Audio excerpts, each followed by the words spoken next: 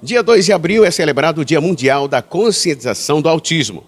E essa data ela foi criada para ampliar o conhecimento sobre o transtorno do aspecto autista e também reforçar a importância da inclusão e do respeito. O autismo não é uma doença, mas sim uma forma única de perceber e interagir com o mundo. Como podemos tornar a nossa sociedade mais acolhedora para essas pessoas? Para saber mais sobre esse assunto, nós conversamos com a secretária Leonarda Macedo, da Secretaria de Pessoas Atípicas Neurodivergentes, que fez uma palestra para um momento de reflexão e compromisso com a inclusão. Quando se tem um filho, entende-se que a gente vai amar e vai cuidar. Muito embora, infelizmente, isso nem sempre aconteça, né? Como nós falamos ali na palestra, algumas mães têm de lidar, por exemplo, com a rejeição do parceiro pelo diagnóstico do espectro do filho. Mas, sem sombra de dúvidas, não há outra forma de cuidar e participar da superação dessa criança ou dessa pessoa neurodivergente se não houver amor e, acima de tudo, respeito por parte da população. Em relação à conscientização sobre o autismo, quais são as principais ações que a Secretaria traz para esse povo? Olha, desde anos anteriores, existe uma comunidade de mães que, de forma independente, realizam uma caminhada, né? Eu acredito que vocês já tenham presenciado. Essa caminhada, ela serve para impactar a população e ela tem acontecido cada ano, cada vez maior, tem concentrado cada vez mais um número maior de pessoas.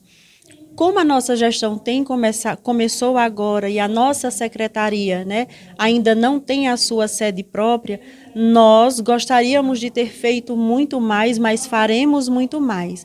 Como o Dia Mundial da Conscientização do Espectro Autista acontece em um único dia, que é o dia 2 de abril, então a gente faz referência a esse dia. E eu sou mais adepta a, de fato, a conscientização como está acontecendo aqui. Uma conversa com base científica. Porque se nós precisamos de conscientização, nós precisamos aprender sobre isso. Então, uma conversa com base científica, falando sobre as características, como nós podemos fazer uso dos reforçadores em casa, que trata-se exatamente de parabenizar o filho por algo bem feito que ele fez, ou usar alguma técnica específica para corrigi-lo quando ele não fez como deveria. Então, eu entendo conscientização como algo que, de fato, fica na gente e que a gente possa reproduzir. Quando o assunto é educação, o que a Secretaria tem feito para que essas crianças tenham acesso ao estudo? Então, a nossa secretaria, ela vai ser uma secretaria na estrutura clínica, né? Então, qual é a nossa participação no que diz respeito ao nosso aluno na rede municipal? Nós atenderemos esses alunos da rede municipal desde pequenininhos até o Fundamental 2 e, considerando o diagnóstico dessas crianças, onde nós vamos ofertar, se não me falha a memória, 6 tipos de terapia, entre eles fono, TO, fisioterapia, educador físico, a psicopedagogia, pedagogia, não sei se eu já falei, o psicólogo, musicoterapia, isso ajuda no desenvolvimento cognitivo, no desenvolvimento da autonomia dessa criança. Então, automaticamente, nós estamos auxiliando, ajudando de forma muito significativa e imprescindível ao desenvolvimento acadêmico dessas crianças. Porque, vejam, como Flávia bem falou ali no início da palestra, o que é que ocorre? Nós temos, hoje não se usa mais, mas nós ainda usamos para melhor compreensão do público. Nós temos hoje 3 níveis de suporte do espectro, e esses níveis a gente subdivide para entender melhor como é o suporte que qual é o suporte que ele necessita. Algumas crianças ou pessoas com esse espectro, ele não necessita de todas as terapias. Às vezes o déficit é só verbal, então ele vai precisar só da fono. Às vezes é só sensorial, ele vai precisar só da TO. Inclusive eu esqueci de falar da TO da nossa equipe. Mas às vezes ele precisa de todas as terapias. Entende? Então, assim, tudo isso corrobora para um bom desenvolvimento dessa criança. Apesar dos avanços, muitas famílias ainda enfrentam dificuldades para obter o diagnóstico e também garantir acesso a terapias e educação especializada. O preconceito e a falta de informação são desafios que precisam ser superados. Durante o evento, nós conversamos com uma mãe atípica, Liz Patrícia, que contou como foi sua reação em perceber algumas atitudes do seu filho. Eu tenho um rapazinho, o nome dele é Vinícius Josué, tem 5 anos. Eu levei ele na neuropediatra, ele tinha 2 aninhos, chegando a 3, mas ele não se comunicava e tinha um comportamento que não era normal. As crianças da idade dele. Foi quando eu levei. E assim, eu achava que era tudo, que era TDAH. E quando a neuro me disse, mãe, ele é autista, ele tem TEA, né? Foi assim um alívio de imediato, porque eu sabia que realmente eu não estava louca, como algumas pessoas falam. Tinha alguma coisa, mas também foi um pouco desesperador, porque era tudo novo. E agora? Como é que vai ser, né? E a gente, como mãe, passa por esses sentimentos, né? De tristeza, por não saber como agir, por ter medo que nossos filhos sofram preconceitos, porque ainda sofrem, infelizmente, e por não conseguir também bancar financeiramente os tratamentos, que são muito caros, né? As terapias que eles necessitam. E, sinceramente, foi o melhor passo que eu dei para meu filho, procurar um especialista, não ficar com essa dúvida. Mas também foi uma descoberta de um mundo novo, um mundo TEA, né? Foi a descoberta de um mundo novo, como eu poderia ajudá-lo. E nesse momento que a gente veio aqui para essa palestra é muito importante, porque a gente tem noção do que seja autismo, só que a gente fica muito ligado nessas estereotipias que a gente vê na internet. E quando a gente vê que é um mundo vasto, que não é só isso, né? Tem outras coisas para ser descobertas e também tem outros aprendizados que a gente pode levar. Porque eu não via meu filho enquadrado naquela lista que tem na internet, né? Que o filho não anda na ponta do pé, tem seletividade alimentar. Eu não via Vinícius Josué assim. Mas aí quando a gente vê para uma palestra dessa, a gente vê que não é aquilo que está descrito na internet.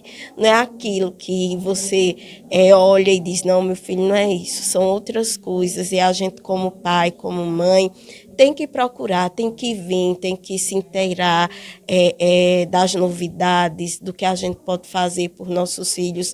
Porque a esfera, né, da saúde, que é gratuita pelo SUS, ela nos dá alguns parâmetros, mas a gente sabe que é no dia a dia que essas crianças se desenvolvem. É lá em casa, quando chega da escola, né? A escola é um pouquinho do tempo, a terapia é um pouquinho do tempo, mas se nós pais e familiares não tivermos noção de como tratar essa criança em casa, nenhuma terapia vai surtir efeito. Então, a gente tem que procurar, sim, as terapias, os direitos dela, mas a gente também tem que se inteirar, tem que estudar, tem que pesquisar para saber como tratar essas crianças em casa. Sobre esse assunto, a gente conversa agora com o vereador Naicon Arruda. Vereador, mesmo sendo um vereador de oposição, mas um assunto como esse é de grande importância, não somente para a cidade de Araripina, mas que sirva de espelho também para outra região. Isso, exatamente. Eu acho que uma pauta importante como essa, nós estamos no mês mundial da conscientização do autismo, para cuidar bem das pessoas atípicas e neurodivergentes do nosso município, nós temos que deixar a política de lado. A gente desarmou os palanques quando passou a campanha e o que for melhor para Aripinas, vereador, mesmo fazendo parte do grupo de oposição, todo mundo pode contar que a gente vai estar à disposição para ajudar. O que fez o vereador dar o aval específico para esse momento? Olha, eu fui secretário de Direitos Humanos, acompanhei de perto a importância de um olhar sensível, de um olhar atencioso para essas causas nobres, que são as causas atípicas do nosso município. E a gente precisa realmente unir. Eu faço parte da política que a gente dá as mãos para poder fazer a diferença no nosso município. E eu acho que com esse olhar, com esse pensamento, a gente vai fazer a Araripina avançar. Quando os pais eles conseguem perceber algo diferente na criança, qual a primeira atitude que eles devem ter? Por incrível que pareça, nós ainda, a escola ainda é o órgão que mais identifica essa coisa diferente. Em casa, nós ainda lidamos com aquela coisa de que, saiu parecido com o pai, saiu parecido com o tio, mas o pai demorou muito a falar, entende? E aí em casa, eles ainda usam esse tipo de desculpa. A escola hoje ainda é a maior responsável pelos diagnósticos. Então, o que é que ocorre? Algumas famílias são muito gratas por essa visão, porque se nós percebemos na escola, significa dizer que nós estamos com um olhar voltado para esse aluno, para esse estudante, para essa pessoa, né? Mas algumas famílias refutam totalmente. E negar o diagnóstico é negar o desenvolvimento dessa criança. O segredo para que todas essas crianças desenvolvam é a aceitação da família, a matrícula imediata da escola, não a superproteção, não é? E o auxílio à construção da autonomia dessas crianças. O dia 2 de abril, o que essa data representa? Essa data